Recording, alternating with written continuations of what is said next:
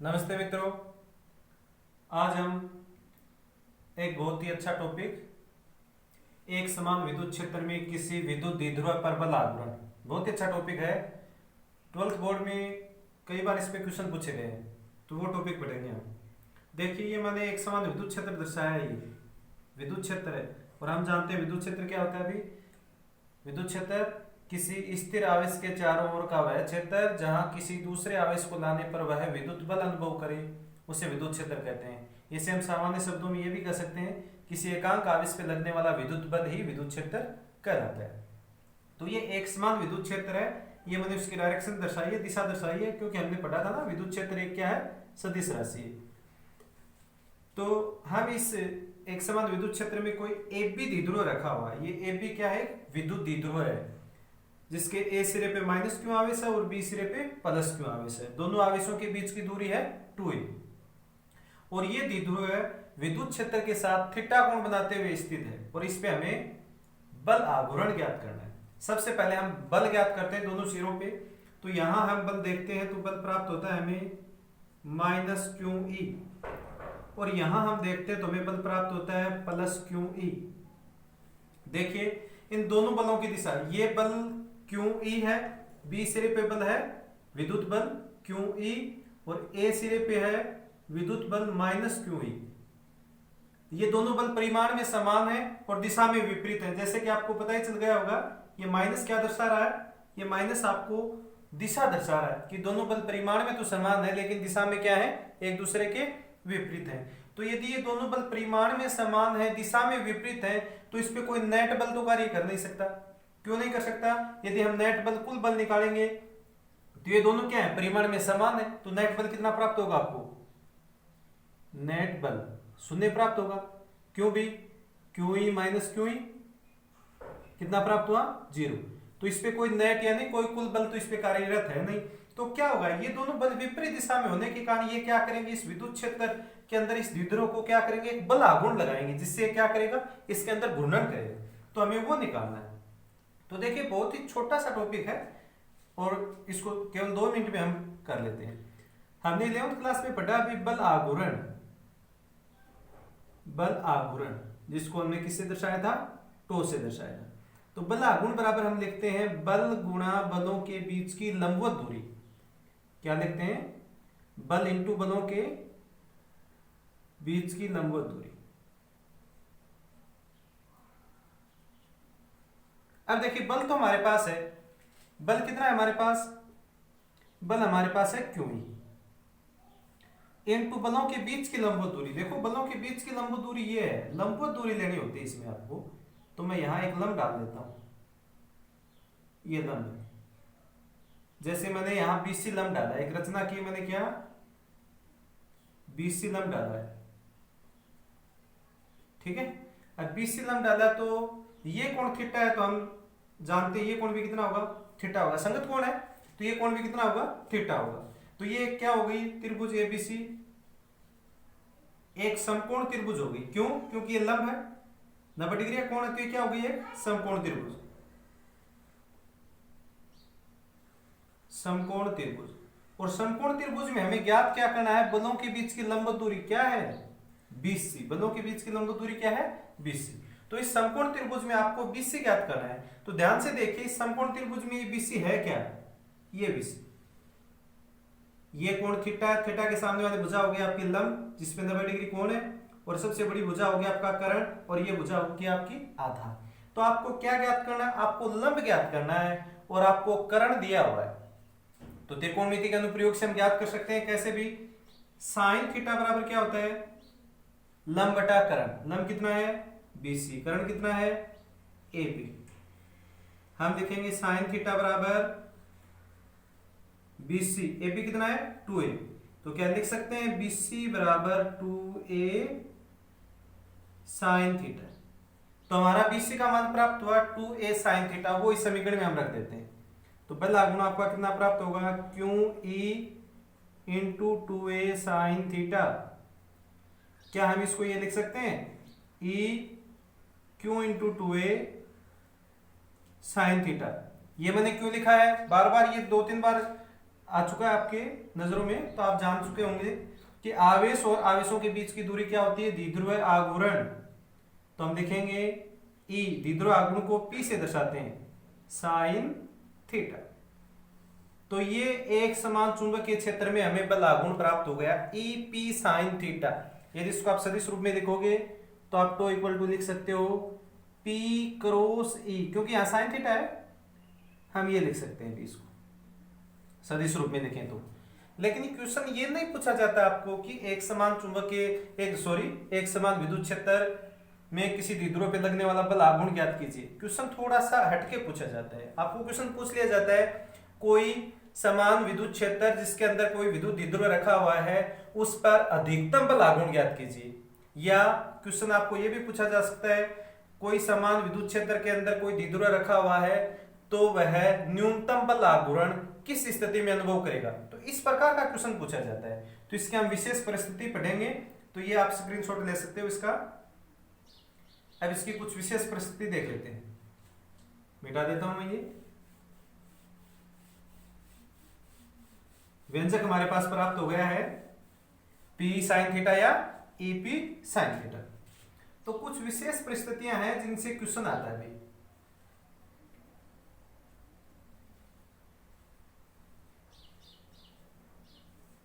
यानी या तो आपको मैक्सिमम पूछा जाता है या मिनिमम पूछा जाता है, बीच का भी आपको पूछ लिया जाता है, लेकिन उसमें दिक्कत नहीं आएगी। थीटा का मान मिलेगा तो आप आसानी से थीटा का मान रख दोगे। लेकिन मैक्सिमम और मिनिमम वाले में आपको दिक्कत आती है। जैसे कि मैं एक यहां डायग्राम भी बना देता हूं और आपको पूछ लिया ऐसे, ये विद्युत क्षेत्र है और ये है AB, यहां माइनस क्यों आवेश है, यहां प्लस क्यों आवेश है, और ये दर्शा दिया। और ये बता, इसमें पूछा आपको कि AB कोई विद्युत द्विध्रुव है जिसके मध्य की दूरी आपको मान ली 2a है। तो इस विद्युत द्विध्रुव पे इस विद्युत क्षेत्र, जैसे E विद्युत क्षेत्र लिख दिया, विद्युत क्षेत्र E के कारण नेट बल ज्ञात कीजिए या कुल बल आघूर्ण ज्ञात कीजिए। तो देखिए नेट बल यदि इसमें पूछा जाता है तो कोई कंफ्यूज है ही नहीं, क्योंकि F बराबर हम लिखते हैं Q अपॉन E, E बराबर लिखते हैं हम F अपॉन Q, तो हम F बराबर लिखेंगे QE। तो एक बल तो प्लस के कारण आ गया QE और माइनस के कारण आ जाएगा माइनस QE। दोनों को आप जोड़ दो कि नेट बल कितना आ जाएगा, 0 आ जाएगा। उसमें तो कोई कंफ्यूज है ही नहीं कि इसमें कोई भी समान विद्युत क्षेत्र हो उसके अंदर यदि आप विद्युत द्विध्रुव रखोगे तो उस पे नेट बल हमेशा शून्य आएगा। क्यों आएगा शून्य, आपको मालूम है, क्योंकि देखो ये समान परिमाण और विपरीत प्रकृति के आवेश है। क्या है, समान परिमाण और विपरीत प्रकृति के आवेश होते हैं, इन पे लगने वाला नेट बल क्या होगा, शून्य ही होगा। या फिर हम ऐसे भी कह सकते हैं कि नेट आवेश कितना होगा, विद्युत बल किस पे लगता है, आवेशों पे तो लगता है। नेट आवेश कितना है, एक माइनस और एक प्लस, कितना है, शून्य। नेट आवेश शून्य होने के कारण नेट बल भी कितना होगा, 0 होगा, शून्य होगा। अब नेट बल शून्य होगा तो इस पे कार्यरत क्या होगा, बल आघूर्ण होगा। काम कौन करेगा, बल आघूर्ण। अब बल आघूर्ण काम क्यों करेगा, क्योंकि ये दोनों बल है ना, ए सिरे पर और बी सिरे पे जो बल कार्य कर रहे हैं वो बल एक दूसरे के विपरीत दिशा में कार्य कर रहे हैं। जैसे ये मार्कर है, इस पे एक बल इधर काम कर रहा है, एक इधर काम कर रहा है, विपरीत दिशा में काम कर रहा है, तो ये क्या करेगा, घूर्णन करेगा, घूमेगा इसे। और घूमने का मतलब क्या होगा, इस पे एक बल आघूर्ण लगेगा। तो यहाँ ये पूछ लिया आपको, तो यहाँ बल आघूर्ण कितना होगा, तो आपको सीधा व्यंजक रखना है। हमने व्यंजक ज्ञात कर रखा है, tau equal to PE sine theta. बताओ आपने साइन थीटा बराबर क्या लिखोगे, ये साइन दे रखा आपको, ये साइन दे रखा तो आप समझ गए क्या है, 90 डिग्री। PE sign 90 degree. बताइए हम टो इक्वल टू क्या लिखेंगे, PE। ये हमारा बल आघूर्ण प्राप्त हुआ। क्या मैं आपको एक क्वेश्चन पूछ सकता हूं, क्या इससे अधिक बल आघूर्ण आपको मिल सकता है इस व्यंजक में, नहीं मिल सकता। आप ये साइन थीटा भी से भी देख सकते हैं कि साइन थीटा का मैक्सिमम मान कहां होता है, 90 डिग्री पे, मिनिमम 0 डिग्री पे। तो मैक्सिमम मान इसका 90 डिग्री पे होता है, तो 90 तो रखा आपने। तो इससे अधिक हमें बल आघूर्ण इस विद्युत द्विध्रुव पे प्राप्त नहीं हो सकता। तो हम लिखेंगे कि यदि क्या, कि यदि थीटा बराबर 90 डिग्री हो, विशेष परिस्थिति आपकी फर्स्ट क्या हो गई, यदि थीटा बराबर 90 डिग्री हो तो उस विद्युत द्विध्रुव पर समान विद्युत क्षेत्र में मैक्सिमम बल आघूर्ण लगेगा, इससे अधिक बल आघूर्ण उस पर कार्य नहीं कर सकता। अब क्वेश्चन आता है मिनिमम का। मिनिमम कब लगेगा? जैसे कि देखिए मैं ये डायग्राम आपको ये बना देता हूं। क्वेश्चन दिया आपको, ये विद्युत क्षेत्र है और ये आपका विद्युत द्विध्रुव है। अब आपको मैं पूछ सकता हूं क्या इस पे बल आघूर्ण लगेगा? नहीं लगेगा। क्यों? एक बल की दिशा हो गई ये, दूसरे बल की दिशा हो गई ये, नेट बल जीरो। तो ये दोनों बल क्या है? एक दूसरे के विपरीत है, तो इस पे नेट बल भी जीरो है और इस पे बल आघूर्ण भी जीरो है, क्योंकि किधर ही नहीं घूमेगा, दोनों सरेखी हो गए ना, इसलिए एक बल इधर लगेगा एक इधर लगेगा, दोनों समान है, दिशा में विपरीत है, तो ये इधर ही रह जाएगा, इस पे कोई बल आघूर्ण काम नहीं करेगा। तो इस कंडीशन में आपकी जो केस सेकंड है, विशेष परिस्थिति सेकंड है, उसमें क्या है? Theta equal to 0 degree. Theta कहां से निकाला जाता है? विद्युत क्षेत्र और द्विध्रुव के मध्य का कोण होता है, विद्युत क्षेत्र और विद्युत द्विध्रुव के बीच का कोण। तो यहाँ विद्युत क्षेत्र तो ये है, इधर द्विध्रुव भी क्या है? इधर। तो दोनों के बीच का कोण कितना है? 0 डिग्री। तो ये कोण 0 डिग्री होने के कारण हम लिखेंगे बल आघूर्ण equal to tau equal to हम लिखेंगे पी ई साइन 0। साइन 0 का मान हम सब जानते हैं 0। क्या इससे कम कहीं माइनस में प्राप्त हो सकता है? नहीं हो सकता। तो ये आपको क्या प्राप्त हो गया? मिनिमम। तो ये दो कंडीशन है, ये कंडीशन आपको अच्छी प्रकार से याद रखनी है। ये दो कंडीशन इसमें आपको पूछी जाती है कि अधिकतम बल आघूर्ण कौन सी स्थिति में लगेगा, न्यूनतम बल आघूर्ण किस स्थिति में होगा। इसी को एक आधार बना के क्वेश्चन, बहुत अच्छा क्वेश्चन और पूछ लिया जाता है आपको, वो भी मैं आपको बता देता हूं। जैसे मान लो आपको क्वेश्चन पूछ लिया कि कोई दो आवेश, आपको उस आवेशों के बारे में नहीं बताया, ये प्लस के हैं माइनस के, ये नहीं बताया, सीधा ये क्वेश्चन दिया कोई दो आवेश r दूरी पर स्थित है। कितनी दूरी पे स्थित है? r दूरी पे स्थित है, तथा उनके मध्य किसी बिंदु P, कोई बिंदु दे दिया आपको P पर विद्युत बल 0 है। बिंदु P पर विद्युत बल 0 है, तो उन आवेशों की प्रकृति ज्ञात कीजिए। बहुत अच्छा क्वेश्चन है ये, काफी इंपॉर्टेंट क्वेश्चन। ऐसे आपको IQ आधारित क्वेश्चन आपको पूछे जाते हैं कि दो आवेश दे दिए और उनके मध्य कहाँ, आप कोई भी बिंदु ले लिया, किसी भी स्थिति पे ये बिंदु हो सकता है, लेकिन है उन दोनों के मध्य, तो उस पे बल 0 है, तो आपको आवेशों की प्रकृति पूछ रही। इस प्रकार का क्वेश्चन तो मैंने आपको करवा दिया था, Q1 Q2 greater than 0, Q1 Q2 less than 0, ये क्वेश्चन तो मैंने आपको करवा दिया, इसमें तो आप आसानी से पहचान जाओगे। लेकिन ये भी तो क्वेश्चन ऐसा पूछा जा सकता है, तो इस स्थिति में आप आवेशों की प्रकृति क्या बताओगे? देखो, सबसे पहले विद्युत जो आवेश होते हैं, विद्युत आवेश होते हैं, उन पे दो ही बल काम करते हैं, एक तो आकर्षण और एक प्रतिकर्षण।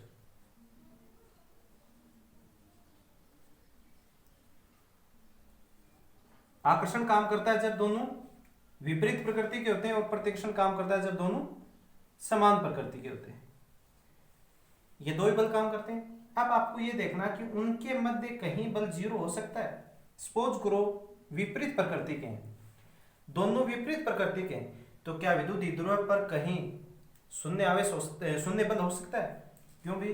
क्योंकि दोनों बलों पे क्या होगा, दोनों विपरीत प्रकृति के आकर्षण करेंगे। एक आवेश यहाँ है, एक यहाँ है, ये माइनस का है, ये प्लस का है, एक दूसरे की तरफ आएंगे, तो इनके मध्य कहीं भी आपको ये लग सकता है कि इनके मध्य विद्युत बल 0 होगा? नहीं हो सकता। लेकिन जैसे मान लो ये है एक और एक है ये दोनों क्या है? माइनस के। माइनस के तो दोनों एक दूसरे से दूर जाएंगे, तो एक दूसरे से जो दूर जाएंगे तो ये पास तो आ ही नहीं रहे, तो इनके मध्य कहीं ना कहीं विद्युत बल क्या होगा? 0 होगा, क्योंकि तो दूर जा रहे हैं ना, एक दूसरे को क्या कर रहे हैं? प्रतिकर्षण कर रहे हैं। तो यदि इस कंडीशन, आपको ऐसी कंडीशन मिले कि कोई दो आवेश है, उनके बीच की दूरी दे दी आपको और उनके मध्य कोई बिंदु दे दिया, उस पर आपको बल दे दिया 0, तो उस कंडीशन में आपको समझना है कि आवेशों की प्रकृति क्या है? समान। आवेशों की प्रकृति होगी समान, समान प्रकृति के दोनों आवेश होंगे। ठीक है भाई, ऐसे क्वेश्चन भी आपको पूछे जाते हैं, कई बार आपको पूछा जाता है। बहुत ही अच्छा क्वेश्चन है। देखिए, किसी वस्तु को, जैसे क्वेश्चन पूछा, किसी वस्तु को 1 कूलम आवेश देने के लिए